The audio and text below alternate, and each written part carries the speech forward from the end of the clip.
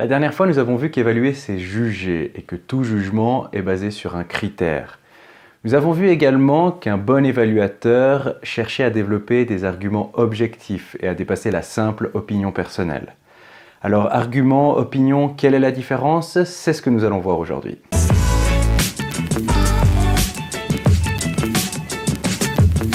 Pour bien comprendre la démarche derrière une évaluation, il faut distinguer l'opinion personnelle de l'argument objectif. L'opinion personnelle est particulière. Elle repose sur nos émotions, sur nos impressions, sur notre sensibilité. Bref, elle est unique et individuelle. L'argument objectif, lui, est fondé sur des données, sur des faits, sur des raisonnements logiques, et il reste valide quelle que soit la personne qui l'exprime. Alors il s'agit là d'une délimitation caricaturale évidemment, parce qu'en réalité la délimitation n'est pas aussi nette et que les opinions personnelles ont bien plus d'importance que cette définition veut nous le laisser croire. Mais quel lien avec l'évaluation? Si vous évaluez à partir d'une opinion personnelle, il y a de fortes chances pour que votre opinion ne soit valable que dans votre cas.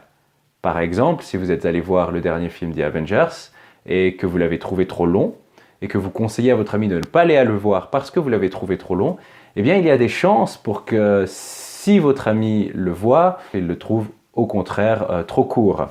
Dans ce cas-là, votre opinion n'est pas partagée par votre ami parce que votre jugement repose sur votre impression personnelle.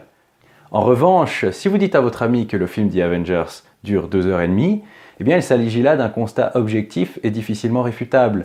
Et votre ami n'aura pas beaucoup de choix que de le partager et de se créer sa propre opinion sur la longueur du film à partir de cette information-là.